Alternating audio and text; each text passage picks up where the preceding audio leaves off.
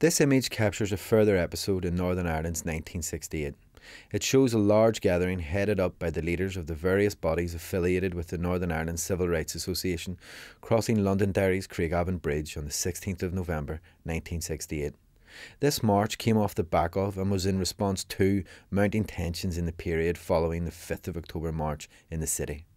The fact that some marchers were able to cross the bridge, coupled with the sheer size of the cortege, helps explain the significance of this moment. Well, we had to have the confrontation in Duke Street.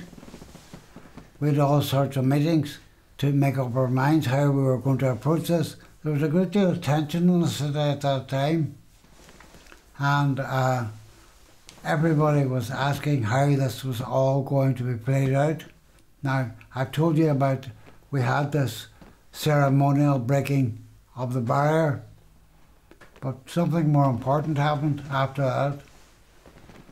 Every shirt factory in Derry, the girls came stumbling out and marched for civil rights.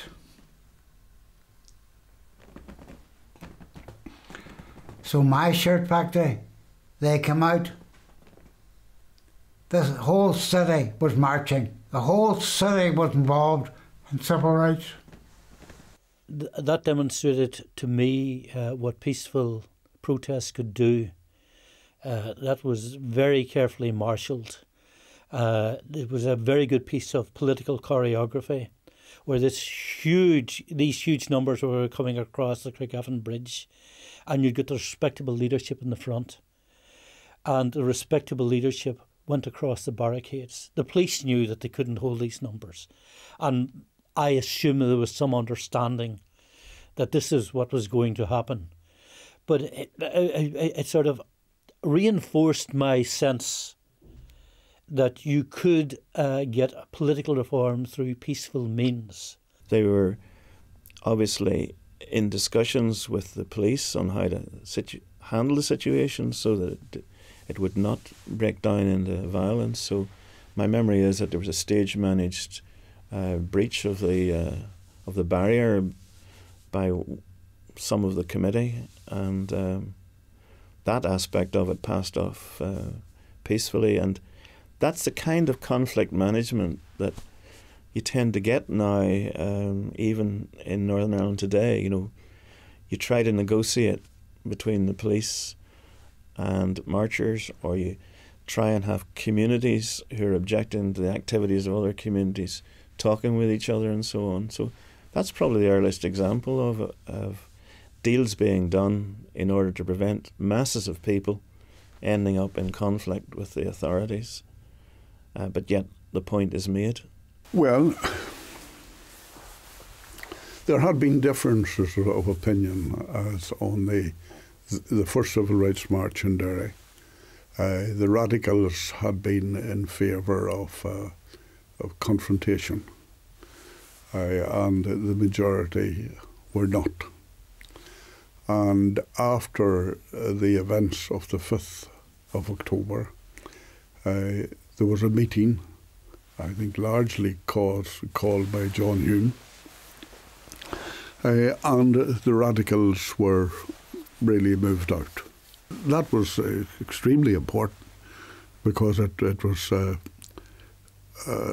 obvious who was in control, and it was also disciplined. The march of the 16th of November had changed dramatically. The whole scene had changed dramatically. Here now I could see people who I knew before had never been political, people who would never have been involved, people who, from every walk of life. I mean, I can remember on a personal basis, you know, I can remember my mother and father being scared of me being involved.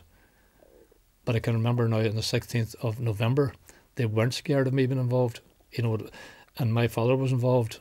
You know, my brother was there, who wouldn't have been there on the 5th of October. You know, and that whole family element of people who decided, no, we're going for this. It appeared to the Unionist community that the Nationalist community were becoming more cohesive, more organised, and more efficient at getting numbers on the streets. So for many in the Unionist community, this was another example of the IRA, this time using methods that we then subsequently saw in the likes of Paris and America with Martin Luther King, etc. And in the unionist community, they had determined, in my view, with some just cause, that this was a recreation in a much more non-violent way initially of the IRA campaign to try and destabilise the state rather than a demand for social justice. It was the realisation that the state's power to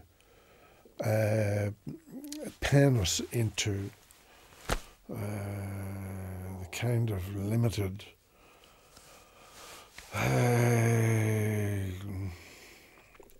paddock that they wanted to keep the Irish national community in. That their power to do that was not as great as they thought. That we could break through, break out, assert ourselves in our own streets, our own towns, and that they couldn't really stop us doing that, you know.